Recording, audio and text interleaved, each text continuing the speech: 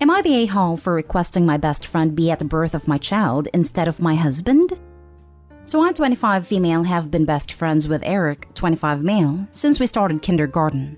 He was there throughout everything, even spied from the next table when me and my 26 male husband went on our first date, and I did the same when he started dating his wife. I was the first person he called when his wife found out she was pregnant both times, and even while she was in labor, I helped him by text. So April, when I suspected I was pregnant, he was with me when I read the results of my test, even helped me plan a cute way to tell my husband. We have been each other's rock, and I couldn't think of anyone better than him and my husband to be there while I'm in labor. But unfortunately, if things keep happening the way they do, I'll be only able to have one person in the room with me, and that person will be Eric. He was on board, and I planned to tell my husband when I knew for sure. At the moment, it's normal rules, but obviously things can change over a bug issue at any time. But Eric's wife found out and showed up at my house, screaming for a paternity test because she believes the baby's his. It's 1000% not.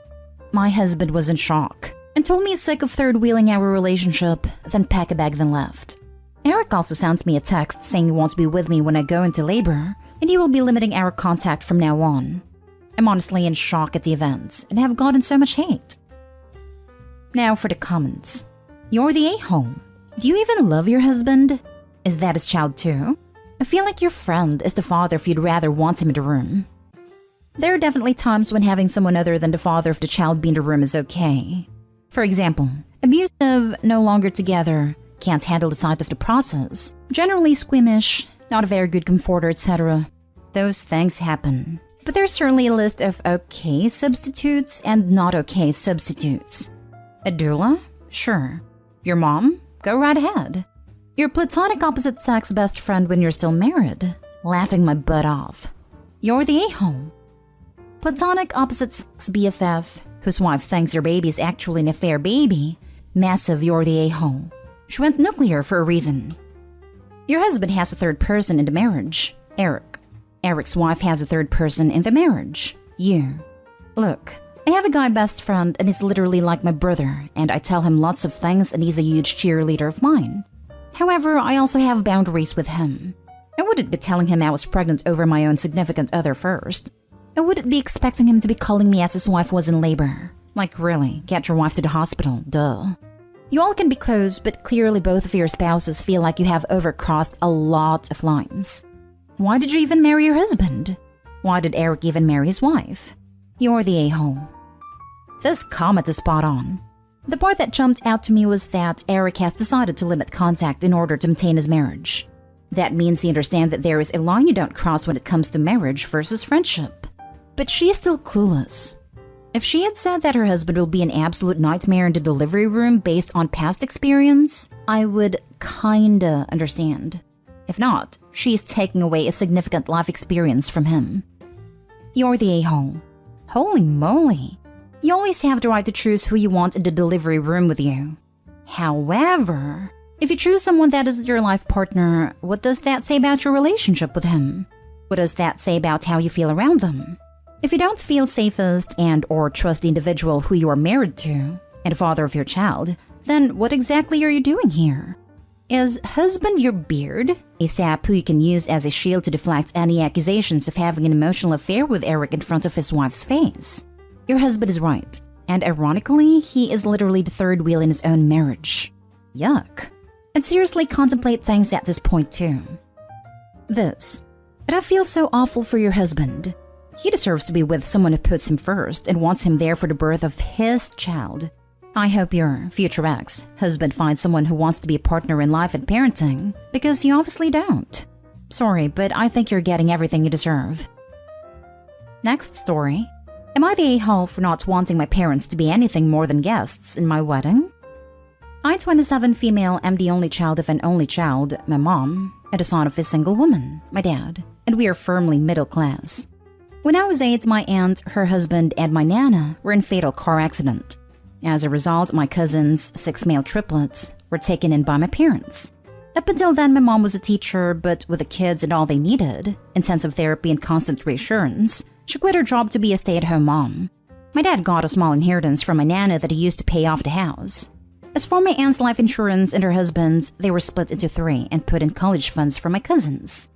From ages 8 to 13, my parents were too focused on my cousins that they forgot they had a daughter, and the money was so tight that I had to quit all of my hobbies. Because my cousins' hobbies were expensive and that they needed to make sure that they maintained the same standard of living for them. At 13, my maternal grandparents sat me down. They said that my parents drained my college fund, and that they were threatened by my parents of no contact if they tell me, but that I was old enough to keep the secret.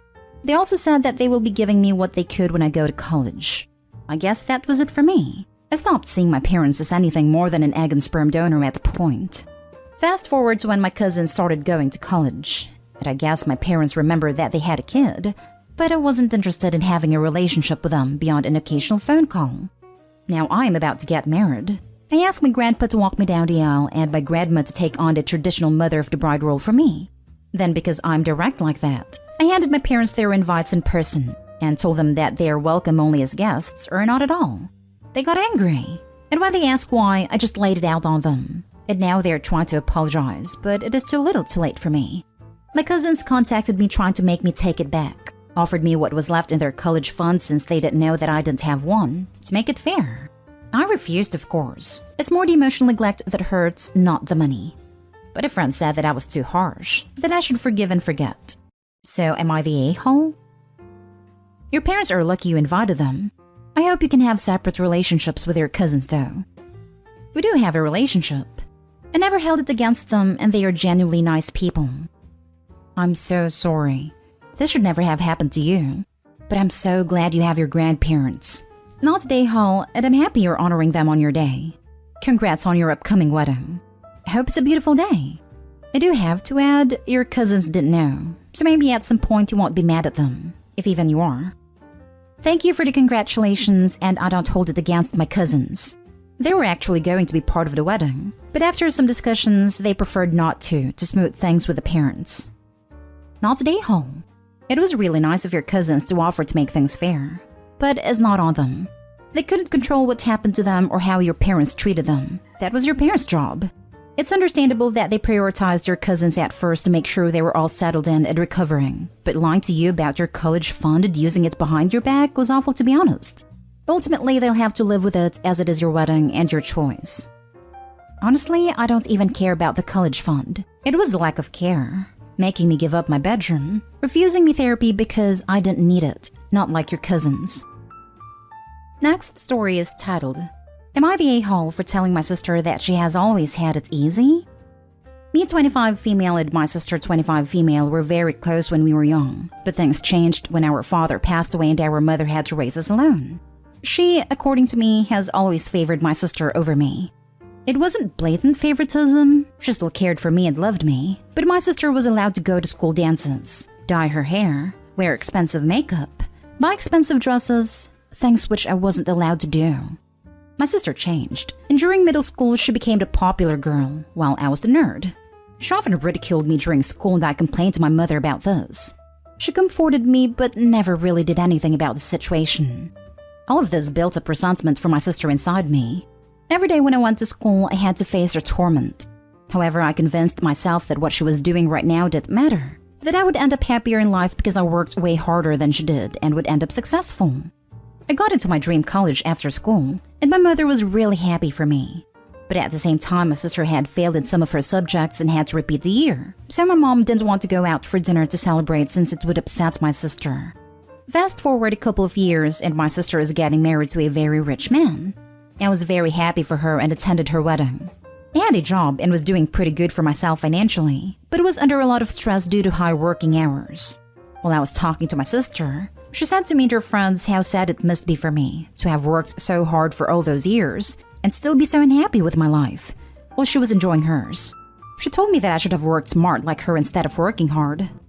I got very angry at her and told her that failing school and then deciding to drop out of college was not working smart, and that not everyone was as lucky as her to be born with a pretty face and get married to a rich guy they met on Tinder, even though she herself was a loser. After that, I left. Later, I got a call from my mom telling me that my sister started crying after what I said to her, and that it ruined my sister's special day due to my jealousy. She told me not to show my face to her before I was ready to apologize. What my mom said was definitely true.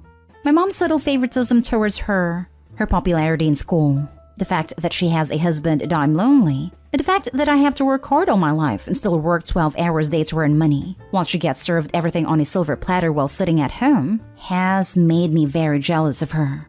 Am I the a-hole? Not the a-hole. She'll be divorced in a few years, and you'll have all the success you worked so hard for. Your happiness isn't dependent on someone else's misery, but on taking ownership of your own life and being satisfied with who you are and what you're able to accomplish. Not the a-hole. Your sister rubbing her success in your face while demeaning your hard work is horrible. And like the previous comment said, she will likely be replaced once her hubby finds the next pretty face, especially if she has the personality and entitlement you describe. Hopping on the top comment to suggest that you consider therapy. You admit that you are jealous and lonely, and you clearly have resentment towards your family due to bullying and neglect. Now is the time to live your life. Living well is the best revenge, so see if there are avenues to help you with your issues, so that all those bad moments from the past don't intrude on the life you are building for yourself now. Something to consider, OP. Part of therapy may be to go low contact or even no contact with your sister and mother. Seems like you've really struggled with identity issues due to the favoritism. As far as marriage goes, when you find the right person, chances are you will, it will have more substance than your sister's marriage. She seems very materialistic and relies too heavily on physical appearance. But at some point, her looks will fade and or her husband will stop dealing with her entitlement unless she changes. Focus on yourself. Find hobbies to distract you from the BS. As far as your employment goes, making money is great, but you have to ask yourself, is the money worth the stress? If you can say yes, great. Chances are you'll say no and you should seek new employment. Next story. Am I the a-hole for telling my mom that I can't wait to move out and leave her with my siblings? This post might run long, but there's some backstory required. So I, female 25, currently live with my parents along with my siblings, female 26 and male 23. None of us pay rent because my parents want us to save up.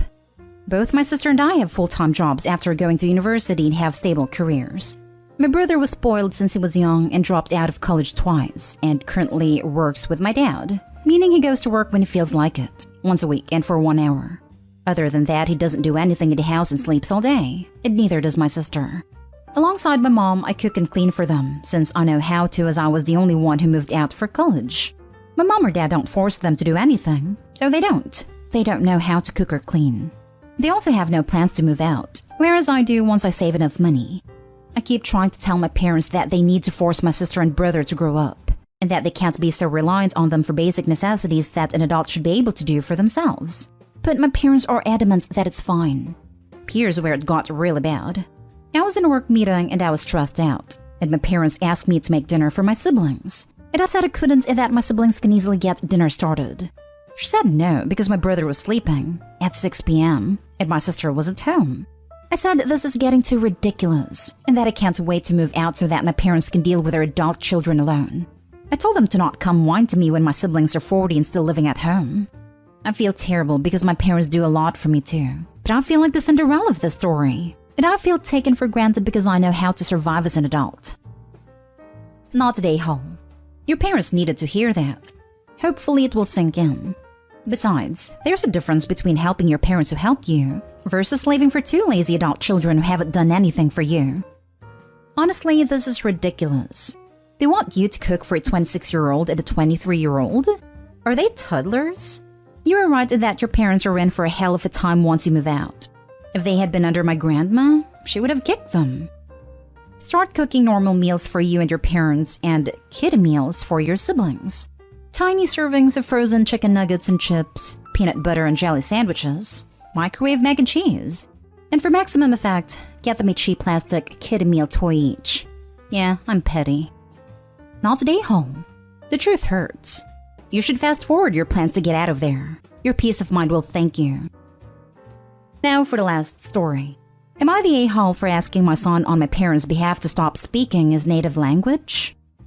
I am originally from Egypt, but moved to Sweden after I unintentionally became pregnant while on vacation several years back. My parents were enraged at the news, since I wasn't married to the father of my child, so I decided to separate from them and move to Sweden and married my husband. We now have a son, 15, and our cat. I recently convinced my husband and son to move to Egypt, and things have been a little rough. Our son has been fighting me left and right. One of the main reasons I wanted to move back was because my parents and I have made peace, but they do not want any Swedish spoken in their presence as it isn't their language. My son knows Arabic as a second language, but he refuses to speak it when he doesn't have to, instead speaking in Swedish for most of the time. My parents have told me they don't like it, and I don't like it either.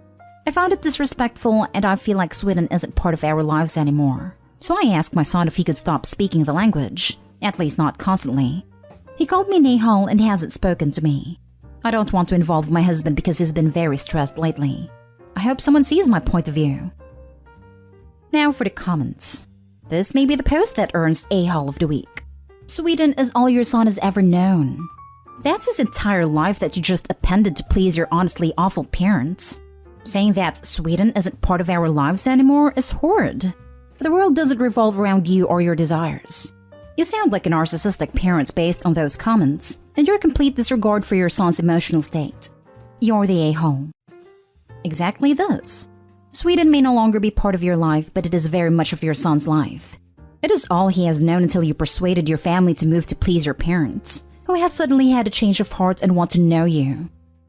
Sweden will also be part of her life in the future. Her husband is Swedish.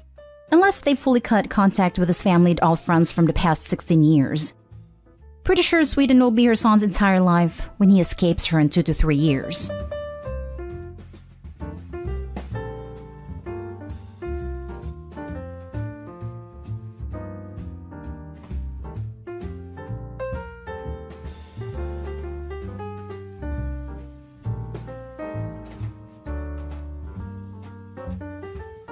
My in-laws helped take our baby for 5 months based on lies, and the system failed us completely. I'm a 26-year-old first-time mom, married to my 25-year-old husband, first-time dad, and we have a 17-month-old son. When he was just 8 months old, our entire life flipped upside down. My father-in-law made false claims to DCFS, saying we weren't feeding our baby, that we left him crying in his crib all day, and that I was using hard drugs. None of it was true. He barely knew anything about our day-to-day life, and yet he said these things with confidence because he was angry that we didn't want his involvement. My husband and his father have a very complicated past. It wasn't just my decision. To make things worse, my mother-in-law works for DCFS in another state, and she backed him up. She added to the lies and helped him get the attention of DCFS in Washington. I truly believe her position made them take it more seriously. It didn't matter that there was no evidence. They still took our baby. He was placed directly with my father-in-law for 5 months. 5 entire months of our son's life, gone. We missed crawling, first words, his first birthday, everything. During that time, we were treated like criminals. We fought like hell to get him back, and even now we're left with CAPTA charges tied to our names, like we actually hurt our child, which we never did. The only reason DCFS gave for removing him was low weight gain. They never once ordered an allergy test. They never once considered a medical issue. No one, not his foster guardian, not his doctor at the time, not a single caseworker, thought to question what he was being fed. When we finally got him back at 13 months old, I immediately asked for an allergy test. That's when we found out he's allergic to milk. He had been fed milk-based formula his whole life and actual milk once he turned 1. His body could not tolerate it. That's why he wasn't gaining weight. That's why he was so small. It wasn't abuse. It was a medical issue. And nobody figured it out but us. So yeah, I'm angry. I'm furious. The people who were supposed to protect us failed us completely. I'm angry at my in-laws for lying and manipulating. I'm angry at DCFS for believing them with no real proof. And I'm angry that we were the ones who had to figure out what was wrong after being treated like monsters. We're new parents. We took him to all his regular appointments. DCFS wouldn't leave us alone, but none of the doctors ever raised concern. They said we were doing fine. We never even thought to question it until we got him back. Now my husband's family acts like we're being dramatic for cutting them off, like we're just holding a grudge and being emotional. But how are we supposed to move on from this? With these charges still on our names, we are literally moving across the country just to escape what happened here. And DCFS never even said sorry. The charges just stick like nothing ever changed, even after the allergy test proved everything. I don't even care if anyone says anything. I just had to say it out loud. I will never forgive them, and I will never forget. Thanks for reading if you got this far. Now for the top comments. Can you sue? I'd sue the crap out of DCFS. Then add your father-in-law in there as well. They kidnapped your baby. I wish we could, but from what I understand, it's very hard to sue DCFS. I could sue my father-in-law for making false claims to DCFS and doctors, but it'd be a long, expensive journey. At the point, we are just trying to escape and never be seen again. Is there a way to lodge a complaint against your mother-in-law for falsifying reports since she works for DCFS? I would do anything to get that "see you next Tuesday" removed from her job for that. If we had anything but pro bono lawyers, we probably would have a shot at that. She instigated this because her son married me and she didn't approve of it. They've always had a rocky relationship, and this sealed the deal. When we move away, we will be looking into our legal options more, because I do feel that we have a case of some kind on our hands, just not really sure what kind of lawyer would handle this.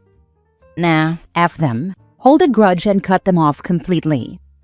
Just to add to this, make sure they stay cut off. There is no coming back from this. In a few years, they will try something to get back in contact, a sick relative, a death, or even a wedding. Anything that would involve the whole family getting together. Once you move, change your numbers and maybe get a new email. Change email and names on existing social media and keep them blocked. Make sure they are unable to contact you in any way. Remove any relatives that are 50-50 or support your in-laws. They can be cut off too. Anyone that supports this level of deceit does not deserve to be in your life. Once your child is old enough, let them know what happened and why these people can't be trusted. Make sure any nursery/daycare or school your child goes to has pictures of the grandparents just in case they show up. Set up a password for trusted people that has to be asked at every phone call. So if they track you down, they can't get an update on your child.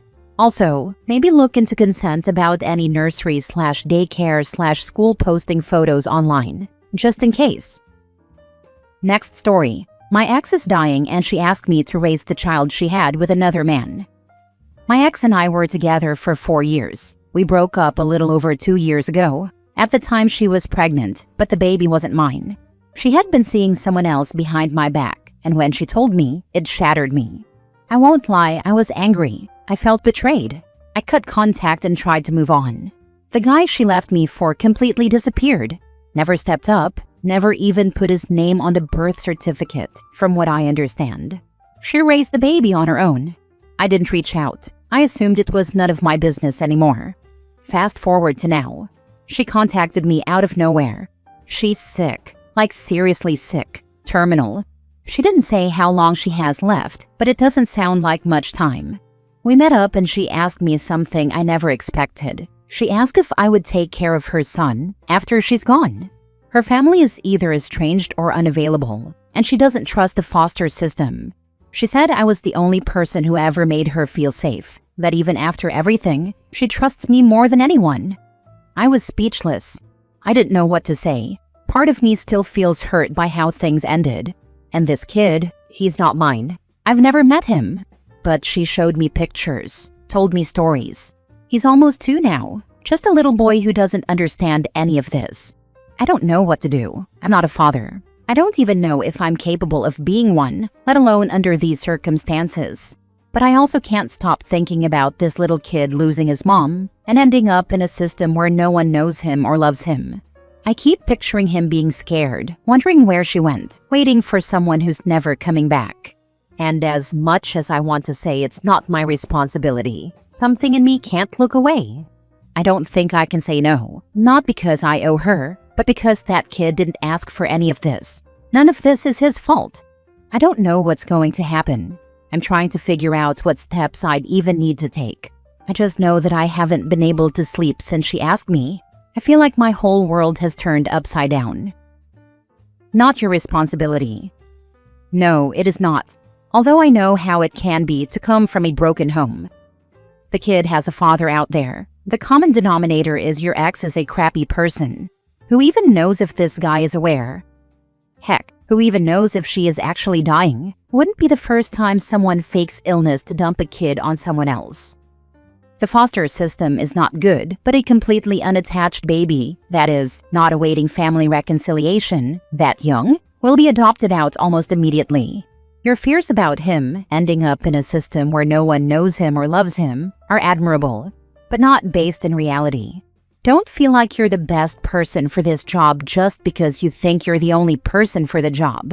You can talk to CPS and/or the social workers involved if you feel that will help you gauge the situation. As a side note, even if you did agree to take the child when she dies, a court would still need to approve it. Children can't be willed like physical objects are. If you do want to adopt the child, start building a relationship now so the court sees that you're not just a random stranger to the child. Not all young children get adopted. That's not a true statement. The young children who aren't adopted in the foster system are generally awaiting family reconciliation, which means they aren't available for adoption, or they are medically complex and need specially qualified parents. But young babies who are available for adoption do not have family attachments and are healthy are very much in high demand, especially if the baby is white, sadly. People will hate you for saying that, but it's true. Next story. My ex who left me to marry his mom's choice has been telling people how miserable he is. I know I shouldn't feel so good about it, but I do. We were both international students, and in our second year of undergrad, he started saying his family would want him to marry by 23 or 24. We were Indian students just 20, in a different country, and he always had a problem with me assimilating too much. I made friends with people who were not Indian, and he used to berate me for mixing with foreigners in Europe. Phew. But that entire 1.5 years of the relationship mentally screwed me over for some time. I finally started dating again at 23. The whole time with my ex, he made me feel small and inferior, and I started to hate myself for being career-oriented. He would be angry if I hung out with my best friend, now brother-in-law, who is gay, and always had a problem if I wore dark-colored lipstick. Believe it or not, that was my breaking point. I cannot live without red lipstick. He left after undergrad. By that time, we had broken up, and I used to avoid him, but a huge portion of the Indian student community thought I was a low woman, and I had a social reputation problem. I wouldn't even get invited to Diwali celebrations during undergrad, because I had left a pious good guy to do characterless stuff. Stuff was crazy back then. I was so glad I moved to a different city for my master's, and when I moved back, most of the horrible rumors had died down, but the after effects stayed with me. He told me when leaving that he would marry a good girl, one his mother would love and choose. And he did. And the poor village girl he married not only separated him from his parents within a year, she now says they won't have kids unless one of the properties is in her name. Good for her, I guess, but better for my crappy ex and his family. My friend, who told me all this, said that he regretted leaving me the moment he came back to India, but his parents wouldn't let him leave the country after that. His life is apparently a living hell right now, working for his rich dad's business, which he hates, miserable in his marriage, and still no kids, which he wanted by 24. We are 27 now. I am currently at my parents' place, and will have to see him in a few days when I go to the reunion with my undergrad friends. I know he will make offhanded comments, but well, this time I'll have ammo to fight back. Just wanted to share that karma hit my ex, and I am pleased. Edit. Many people are asking me to take a hot guy, but I don't need to. I am engaged. My fiancé is with me at my parents' place, and he will most likely be at the reunion. Most of us in the reunion who have spouses are bringing them. Now for the top comments. As an Indian woman who doesn't live in the country, ask me how many situations I've seen where women who assimilate to the Western country are branded as low women. Heck, most of us are branded as characterless women. Because guess what? Due to the safety and security we get in Europe, we dress up, go out for late-night walks, and are much freer in many senses. We don't have to worry about getting catcalled or eve-teased here either, at least where I live. The only harassment I've had was from the Indian community, which punishes women for straying too far away from their values. OP, your ex deserves it. The only thing which you didn't deserve was all the mistreatment, which I'm guessing only happened because people get jealous that you are doing much better than them. Honestly, same. I won't say I have not faced ignorance or colorism abroad, but again, it has been mostly from the Indian community. I still don't understand why it's their business to go around running policing women who are no one to them. Ignore him if you do see him. He's a married man. He should mind his business. If he attempts to speak to you, remove yourself from the situation. And I like the suggestion of you wearing your reddest lipstick too. If others judged and treated you poorly though, why would you want to attend the event? They all sound like miserable company. You're better off treating yourself somewhere instead. Not all of them were awful. Plus, I am genuinely good friends with a few girls from my undergrad who will be in India and coming to the reunion. I don't think my crappy ex should stop me from having fun with my friends. Last story. My boyfriend resents me because I own 3 houses. I come from a messed up family. Not going into details, but know that heavy alcoholism and hard drug use were prominent. I saw a lot of violence too. I hated how I grew up. By the time I was 13, I knew college was my only way out. By the time I was in high school, I kept my grades up. I got a scholarship and went to college. Fast forward 2 decades, and I now have 3 houses, retirement accounts, a great job, and have really worked my butt off to come from nothing for all this. I am also divorced, but wasn't married long. He was emotionally abusive, and it did get physical a few times. He even threw a shovel at me once. It missed. He took advantage of my financial situation too, so I divorced him. We were both military at the time, and there were reasons why we got married. We do have a child together. My boyfriend now had a vastly different life. He grew up in a house full of love. He wanted to emulate what his parents had. He was married for 15 years, and the first 10 were great. His marriage fell apart after they had their second kid, so they got divorced. Not going into detail why, it's not relevant. And he had his reasons for wanting the divorce. His dad left him a property, but his ex-wife wound up getting it. He harbors a lot of resentment towards her for that, because now he can only afford to rent a duplex, and it's a constant struggle. He went through a slew of crappy women, some worse than others, and then he met me. I'm the first he ever met who had my act together, according to him. He was the breadwinner in all of his relationships and marriage. I make nearly twice what he makes in salary alone, and it'll be more than that once I start receiving VA disability pay. He clearly has issues with this. He says he doesn't, but he does. According to him, since he's the man, he's supposed to be the provider. I said it's 2025. Those are outdated gender roles. We both agree we're a team, but he feels emasculated because I make more. And when we first met, he didn't know my finances. We were still getting to know each other, and he told me how one particular ex used him for rent money. He also said, I'm the man, so I'll be in charge of the finances. I didn't say anything about it, and knew as we progressed, my situation would be revealed in due time. However, it was because of that statement, I intentionally waited a few months before I told him what my salary was. And ever since, it's just been a problem. It sucks though. I love him for him. It doesn't bother me that I make more. We have talked about moving in together. I told him that since the other 2 bedrooms in my house are white, we can paint them whatever color his kids want. He has worked hard. His life was just different than mine. He didn't go to college and instead worked and helped his ex-wife when they were married, and I think that's noble. It shows selflessness, which not many people have anymore. More and more, he makes backhanded comments to me about finances. Your friends must think I'm a loser since you guys have nice houses. $20 is like $1 to you, and things like that. It is getting tiring. I understand his frustrations with his own situation, but there's no reason to put me down for mine. I feel like he resents me because I invested in myself early on in life, and now I have assets and he doesn't. I have told him, what's the point of having all this if I have nobody to share it with? You probably already know this, but it's not going to work out with this guy. He has quite a bit of baggage, particularly with his provider slant, and that's not going to go away without putting in the work. Add to that his resentment of his ex, and he needs to work through those issues before he's ready for a relationship as equals. I'm the man, so I'll be in charge of finances. says the man who has none to be in charge of. When I met my husband, he lived in the black, but I had more, owned a home, had retirement accounts. While we were getting serious and got engaged, we had long talks about how we'd manage our finances. I had a very specific and regimented management strategy, and while he always had enough, his was more loosey-goosey. He was like, "Yeah, we'll just do it your way."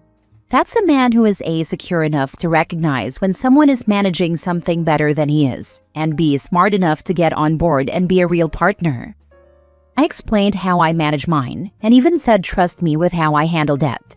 He was trying to convince me that having debt is okay. No, the heck it's not.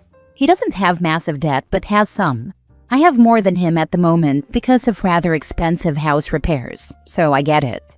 But the difference is I can pay mine off in 6 months as long as nothing else happens. He can't. I wish his thought process was like your man's.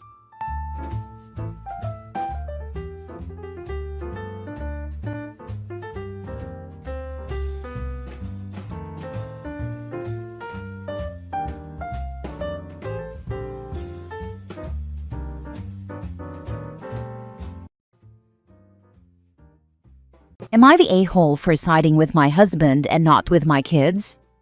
Okay, I know the title sounds bad, but for some context, I, 36 female, have twins with my ex, 42 male, Olivia and Enzo, who are now 16 years old. My ex is one heck of an a-hole. We ended our relationship because he had cheated on me while I was pregnant, and not happy with that. He never paid child support and was absent from their lives most of the time, only coming back once or twice during the year to play the fun dad. But, well, of course, his absence affected my kids a lot. Anyway, when Olivia and Enzo were a year old, I reconnected with an ex from high school, Ian, 36 male, and we started dating. The main reason we had broken up was that I wanted kids in the future and he wasn't sure. And since 2 seemed more than enough for me, that problem was out of the way. Ian wasn't involved at first with the twins, but after we moved in together over 2 years later, he began to help me with them without me having to ask, which I was really grateful for, and they eventually formed a bond. We got married, and Olivia and Enzo called Ian Dad for as long as I can remember, although they always knew he wasn't their biological father. Ian and I make the same amount of money, and we live in a house I inherited from my father. Ian only earns a bit less than me. There's not a big difference. With time, my ex went from showing up once or twice a year to not showing up at all for a couple of years, which is when their bond became even stronger. Ian told me he wanted to adopt them because he saw them as his own kids, and he truly felt like their father. However, that never actually happened because it was a legal mess in our country we didn't want to get into. Now, last year and out of the blue, my ex showed up again, claiming to be a different man now and wanting to rekindle their relationship. They fell for his act, despite Ian and me warning them about not trusting him completely, which is okay, I guess. They have a right to want a relationship with him. The problem started when they began to ignore Ian. It's like they were treating him like a replacement they no longer needed. And of course, my husband noticed this. One night, it escalated because they were having a really dumb fight. That started because Enzo had not cleaned the kitchen after cooking. We have this important rule in the house that pretty much means that each person is responsible for cleaning their own mess. Ian just went inside their room to tell him he needed to clean, and Enzo began to yell at him. Olivia joined in, and they were telling him how exhausted they were about Ian treating them as if he were their real father, that they had a father, and he shouldn't act like one just because he didn't have kids of his own. I remember Ian just left the house that night without saying a word, and I told Olivia and Enzo they had made the wrong choice treating Ian like this. And when their real dad leaves again, I didn't want to see them crawling back to the one who actually took care of them and was always there. Ian came back the next day, and he was incredibly upset. I did my best to comfort him, and he told me he felt disrespected, and that there was no coming back from this. It was hard to hear, but I told him that if he no longer wanted to be involved in the twins' lives, I wouldn't be angry at him. He cried a lot that night and cried himself to sleep during the next few days. It was awful to see him like this, and I couldn't do anything but try to comfort him. I tried to talk to my kids to tell them they really needed to apologize, but they refused completely, saying they had a dad and didn't need him. It made me question what kind of kids I raised. As predicted, from one day to the next, their biological dad left the city and never called Olivia or Enzo again. When they realized what had happened, they were devastated. I was there for them, but it shocked me how they wanted to pretend everything was okay between them and Ian, calling him dad again. Ian simply told them he was not their dad and would clearly never be. This has been going on for a while. They were thinking Ian would change his mind eventually and forgive them, but that has not happened. As a last card, they came to me and told me to speak to Ian, and I told them we had talked many times, and it was clear Ian would no longer be involved in their lives, which is what they wanted anyway. So I don't know what the problem was. They were shocked by my response and kept trying to convince me, but I made it clear that my husband is human with feelings, not a wallet and a replacement for the pathetic man they like to call real dad, and that if they thought they could disrespect people who care for them without any consequences, then they were very, very wrong. I told them there was no going back from this, that things would not be the same, and they had themselves to blame for that.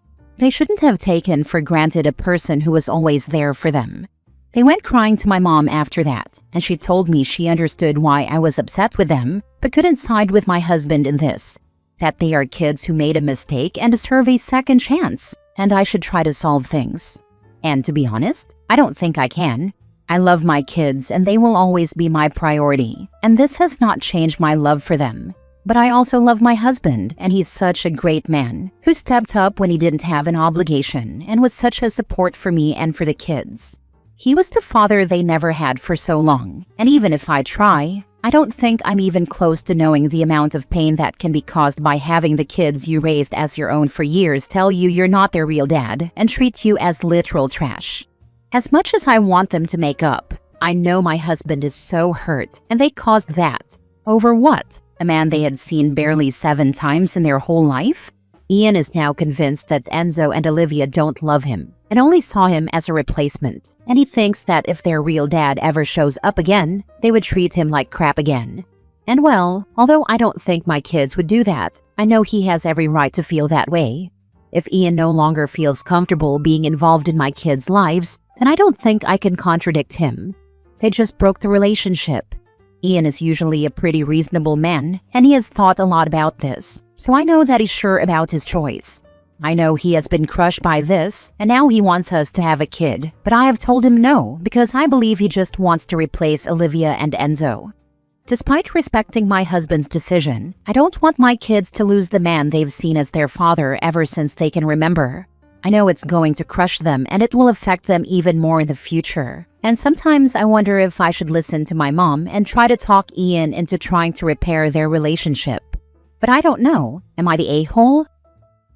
Now for the comments. I feel like y'all, you and your husband, are forgetting these are children. You're being super immature. Children learn things on their own. Yes, they were wrong for how they treated Ian, but they're kids. You're acting like they're in their 30s and man's this decision. Their frontal lobes aren't even fully formed. Parenting is supposed to be about unconditional love and support. Instead of rejecting them to teach them a lesson, why don't you act like the adult in the room and have a conversation with them like people and explaining your side so they can also explain theirs? You're the a-hole because you're an adult. They're 16 years old, only 2 weeks away from turning 17.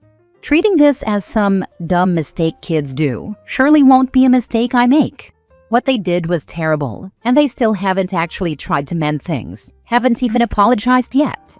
With the logic of teenagers do dumb things, you cannot justify much, and this definitely isn't one of those things. Wow, your ex and Ian are all a-holes here. Those poor kids. They are teenagers, going through very complex and tough situation with bio-dad, and the only adults they can rely on both abandon them. You're the adults, and you're acting like petty little toddlers. My God, yes, 100%, you're the a-hole. I'm not abandoning them. I just won't let them treat my husband as a replacement. They had a dad their whole lives who loved them and took care of them. They just chose to treat him like crap because their deadbeat, real dad showed up after nearly 10 years. I raised them better than to bite the hand of the person who was always there. I still have obligations with them, and I will until the day I die, but I won't treat two people who are about to turn 17 like toddlers who made a dumb mistake when they knew pretty well what they were doing and that they were hurting Ian. They just didn't care. Ian doesn't have an obligation anymore with them. As much as it hurts them, it was their choice and only theirs. There's no way you should ask Ian to accept them back as his children. They need to grovel to him and have a deep and meaningful conversation about why they did it.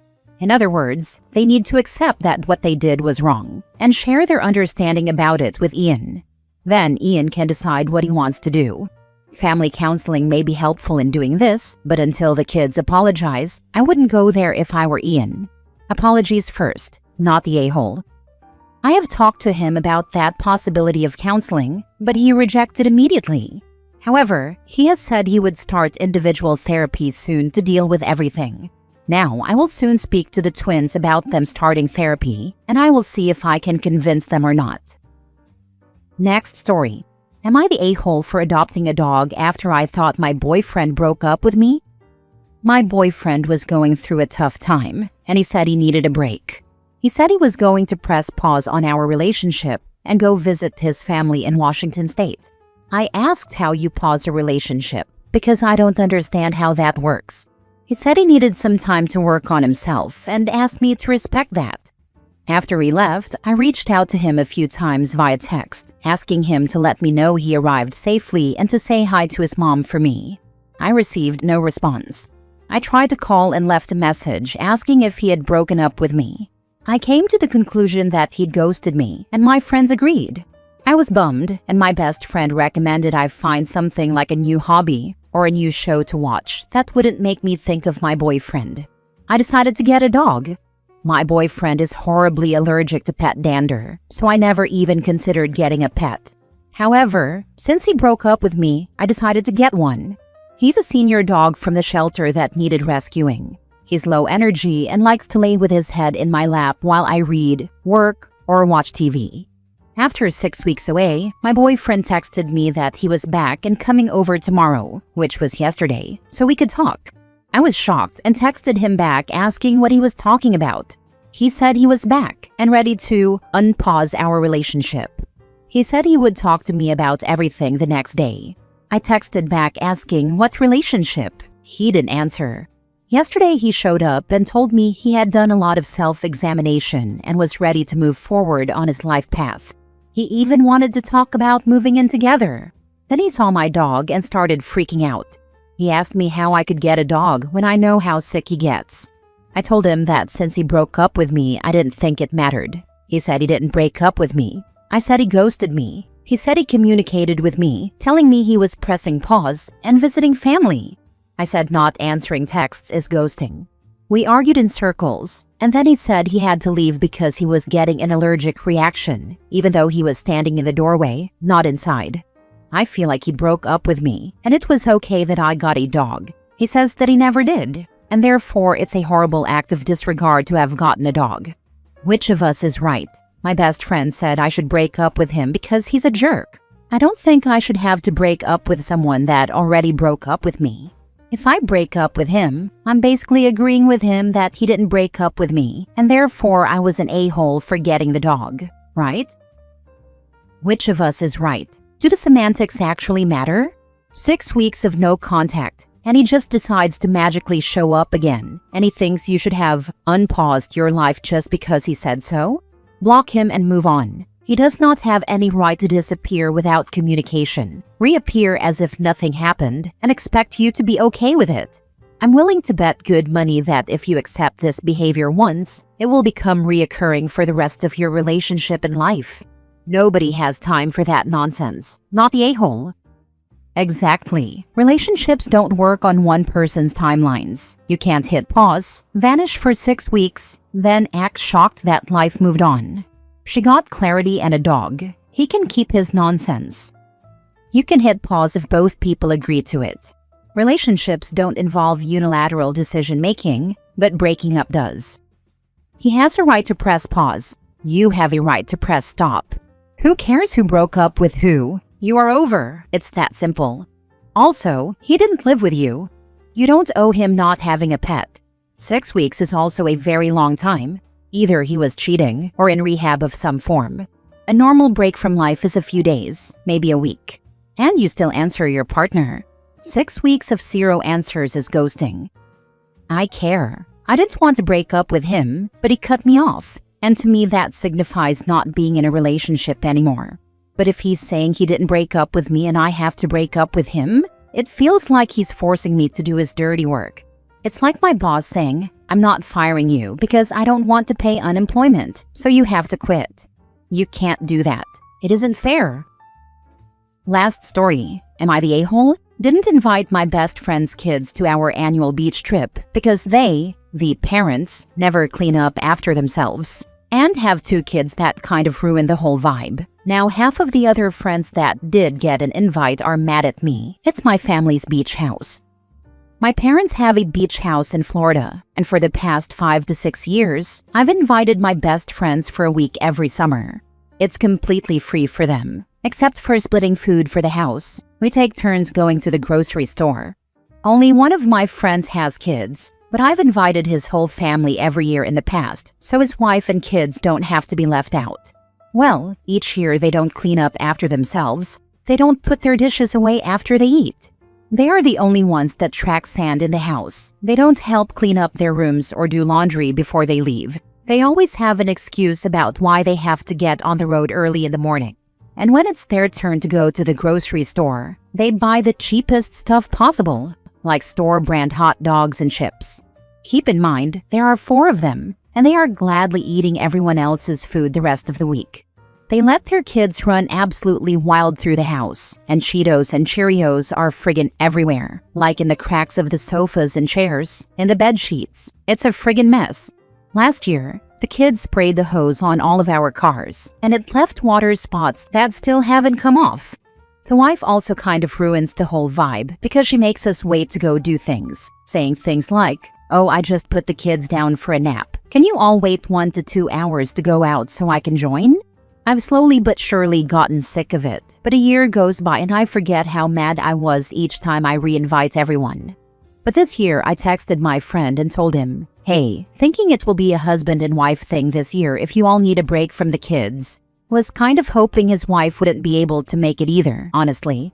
When he's by himself, he is way better in all ways. All my other friends and their wives that get an invite help me clean up. They put their dishes away after they eat, they help strip the beds and do laundry before they leave. They also help clean up after this guy's kids before they leave. They are all super appreciative and make me feel like I'd easily invite them again without hesitation. The problem is that, now this dude's wife has been side-texting the other friend saying, "I can't afford a nanny for a week and my parents are sick, and we don't trust his parents. Guess we just aren't going this year." Now half of my friends are still on my side saying, "Yeah, this will be more fun for everyone," while the other half is trying to convince me to let the kids come, saying, "Oh man, that's just how they are. They don't expect us to clean up when we go out on their boat or visit them. We'll help clean up again." I'm sticking to my guns for now. Am I being an a-hole here? Now for the top comments.